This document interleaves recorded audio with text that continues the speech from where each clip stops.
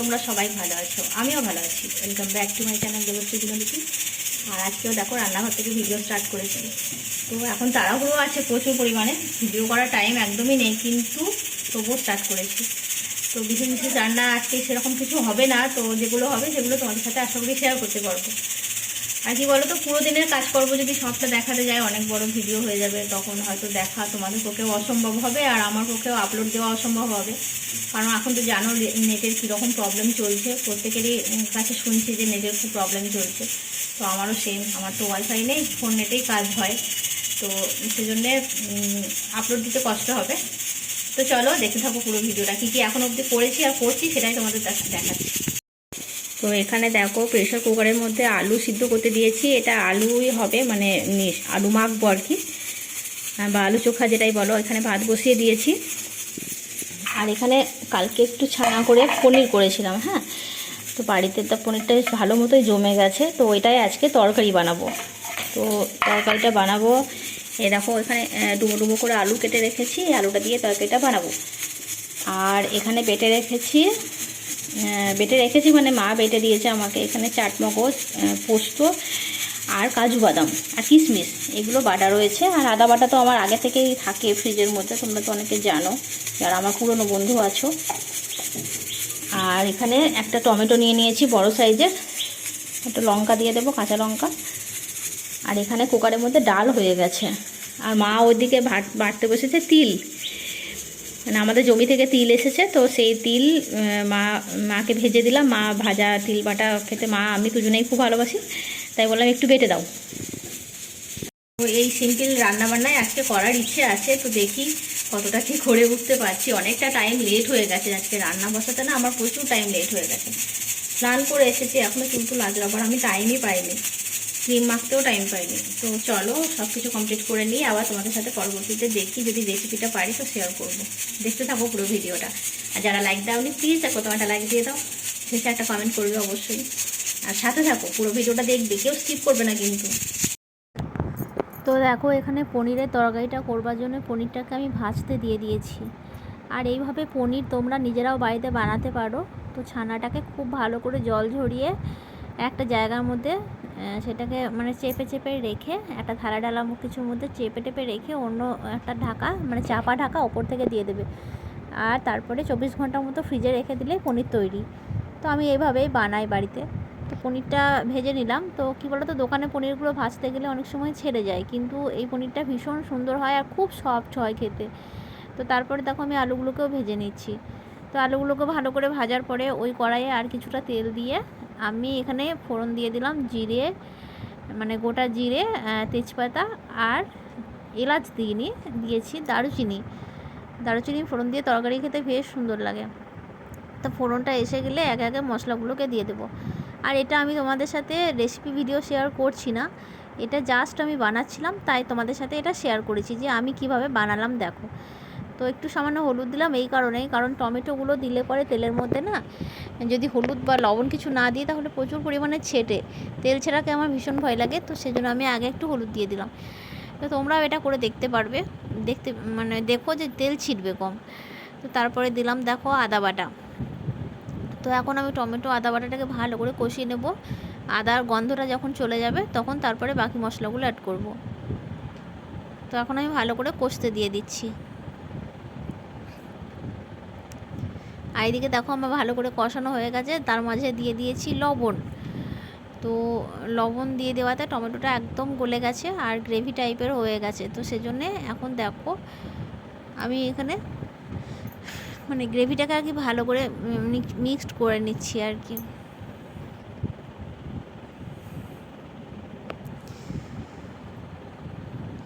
তো এর মাঝে আমি জিরে গুঁড়ো, ধনে গুঁড়ো, সামান্য কাশ্মীরি লঙ্কা গুঁড়ো আর সবজি মশলা গুঁড়ো এগুলো দিয়ে দিয়েছি, সেগুলো তোমাদের সাথে শেয়ার করিনি। তো ভিডিওটা চলতে চলতে একটা কথা বলি বন্ধুরা, আশা করি ভিডিওটা কেউ স্কিপ করে দেখছো না, পুরো ভিডিওটাই দেখছো। আর প্রথমে একটা লাইক দিয়ে দাও। আর এখন আমি দিয়ে দিলাম ওই যে পোস্ত, চাটমগজ, তারপরে কাজু কিশমিশ বাটার যেটা রেখেছিলাম পেস্টটা, সেটাই দিয়ে দিলাম। আর এখন দেখো মানে গ্রেভিটা খুব সুন্দর দেখতে লাগছে। তারপরে আলুগুলোকে অ্যাড করে দিচ্ছি। আর নতুন বন্ধু যদি কেউ আমার ভিডিওটা দেখে থাকো, যদি ভালো লাগে তো চ্যানেলটা সাবস্ক্রাইব করা অনুরোধ রইল। চ্যানেলটা সাবস্ক্রাইব করে আমার পাশে থেকো, পাশে থাকা বেল নোটিফিকেশানটা অবশ্যই অল করবে, যাতে আমার পরবর্তী ভিডিও নোটিফিকেশান তোমার কাছে পৌঁছে যায়। আর ওইদিকে সাইডে ভাত বসিয়েছি আগে থেকে, ভাতটা হচ্ছে। আর দেখো এই অবস্থায় আলুর সাথে মশলাটাকে আমি ভালো করে একটুখানি কষিয়ে নিয়ে তারপর জল ঢেলে দেবো। এই দেখো আমার ছোটো পণ্ডিত বঙ্কিমচন্দ্র চট্টোপাধ্যায়ের বংশধর, আমরা সব জানো তো, ছোটো পণ্ডিত এটা। তো টিউশনে গিয়েছিলো সকালবেলা 7টা থেকে, তো পড়ে এসে আবার তারপর পড়তে বসেছে, একটু পরে স্নান করবে, স্নান করে আবার স্কুলে যাবে। প্রচুর পরিশ্রম, সাংঘাতিক পরিশ্রমের কাজ সব। টিউশনে কাজ করছো নাকি? চলো বড় পণ্ডিত কী করছে আবার দেখে আসি। তো দেখো একেই বলে পড়তে বসা, দেখেছো? দেখো এইদিকে পেপার, এইদিকে বই, ওইদিকে খাতা। তো বড় পণ্ডিতের আজকে টিউশনই ছিল না, সকালবেলাটা ফাঁকা। বড় পণ্ডিত শুক্রবারটা সকালটা ফাঁকা। তো কার কার বাড়িতে ছেলেপেলে এরকমভাবে অগোছালোভাবে পড়তে বসে আমাকে একটু কমেন্ট করে জানিও তো। রেজিস্ট্রেশন ফর্ম ফিল আপ হলো? তো আজকে আবার রেজিস্ট্রেশন ফর্ম ফিল আপ আছে, ফর্ম জমা দেওয়া আছে, মাধ্যমিকের প্রথম ধাপ। তো কাকাকে চেক করিয়েছিস একবার? না, আসে বেশ, কাকাকে আবার চেক করিয়ে নিয়ে আয় ফর্মটাকে নিয়ে গিয়ে। দেখিস বিপুর হাতে পড়ে না জানো, তাহলে এখনই তোকে মাধ্যমিক সেন্টার পাঠিয়ে দেবে।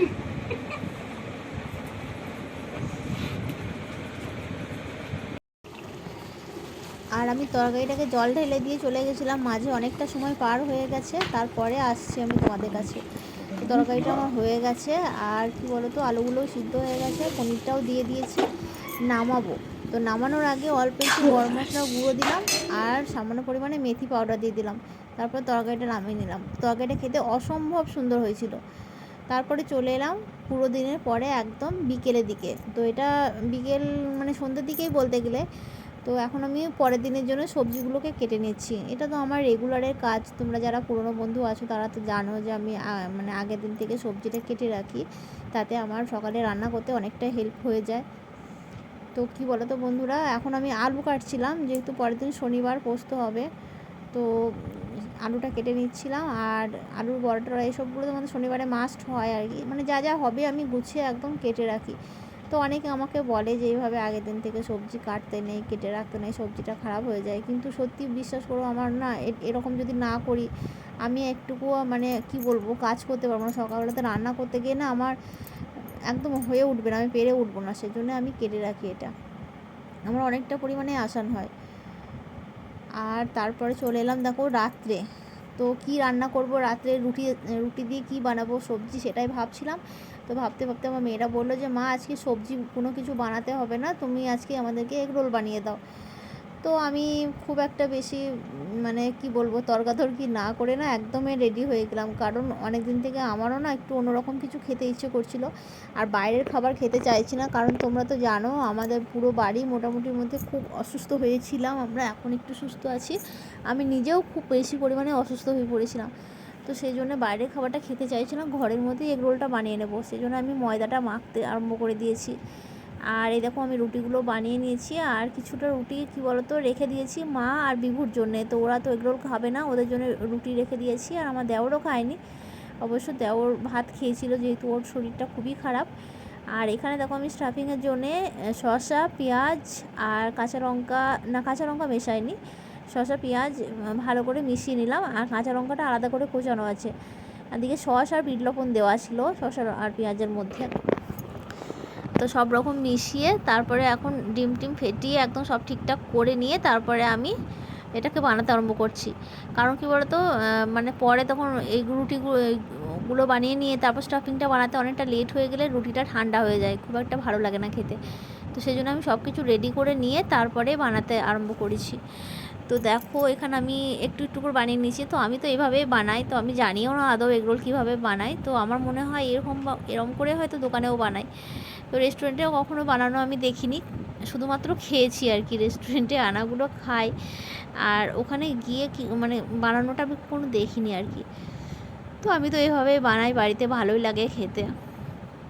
তো দেখো একটা আমার বানানো হয়ে গেছে, এখানে স্টাফিং দিয়ে আমি তারপরে ভালো করে মুড়ে রেখে দেবো। তো আমার মেয়েরা এতেই খুশি, বলে দোকানে থেকেও ভালো টেস্ট হয়েছে মা, খুব ভালো লাগে খেতে। তো আমার মনে হয় যে ওরা যখন বলছে তো ওদের মন রাখার জন্য মাঝে মধ্যে এইভাবে বানিয়ে দেওয়া যেতেই পারে। তো বন্ধুরা, আশা করি ভিডিওটা তোমাদের ভালো লেগেছে। তো ভালো লাগলে কি করতে হবে, লাইক করে কমেন্ট করতে হবে, নতুন বন্ধুদের পাশে থাকতে হবে, আর পুরনো বন্ধুদের অসংখ্য ধন্যবাদ জানাই যারা এতক্ষণ ধৈর্য ধরে আমার পুরো ভিডিওটা দেখেছো। তো দেখো এখন আমি আর একটা বানিয়ে নিচ্ছি। তো বন্ধুরা, আজকের ভিডিওটা আমি এই পর্যন্তই রাখছি। হ্যাঁ, দেখা হবে তোমাদের সাথে আবার নেক্সট কোনো ভিডিওতে। ততক্ষণের জন্য সবাই ভালো থেকো, সুস্থ থেকো। আর যেহেতু ভিডিওটা রাত্রের ভিডিও, তো রাত্রের ভিডিও বলে তোমাদেরকে আমি গুড নাইটও করে দিলাম। তো আমার সকল ইউটিউব বন্ধুদের জানাই গুড নাইট, শুভরাত্রি। সবাই ভালো থেকো, সুস্থ থেকো। আর দেখো এখানে সেকেন্ডটাও আমি রেডি করে নিচ্ছি, তারপরে আমার 2 রাজকন্যাকে দিয়ে দেবো, যেহেতু ওদের অনুরোধে আমি এটা বানিয়েছিলাম বলে ওদেরকে আগে দিয়ে দিচ্ছি, তারপরে আমাদের খাবো। চলো টাটা, আজকের মতো সবাই ভালো থেকো, সুস্থ থেকো।